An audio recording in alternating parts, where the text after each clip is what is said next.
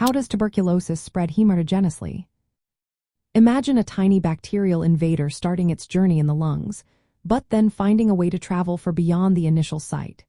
That's exactly what happens in hematogenous spread of tuberculosis. Tuberculosis is caused by bacteria called Mycobacterium tuberculosis.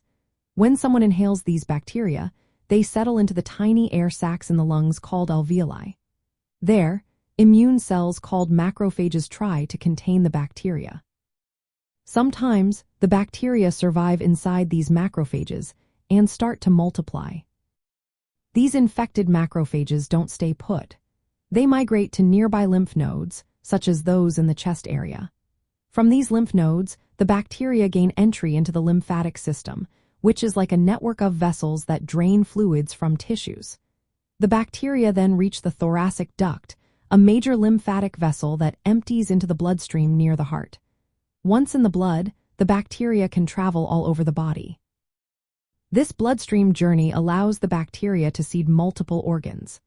They can settle in the upper parts of the lungs again, or spread to the kidneys, bones, especially the ends of long bones, the brain covering called meninges, and other tissues.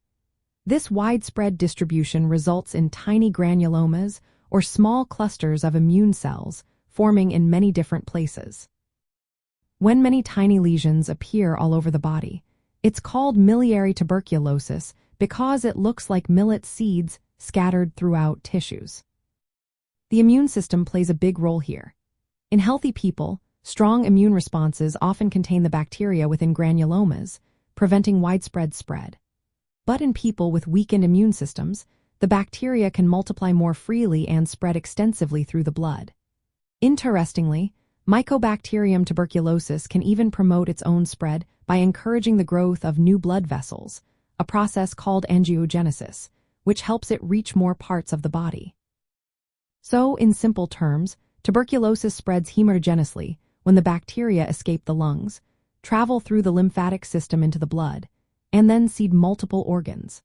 This process explains how a lung infection can turn into a systemic disease affecting many parts of the body. Recognizing this pathway is important for understanding the serious complications that can happen in disseminated tuberculosis, especially in those with compromised immune systems. If you suspect tuberculosis or have concerns, always consult a healthcare professional for proper diagnosis and treatment.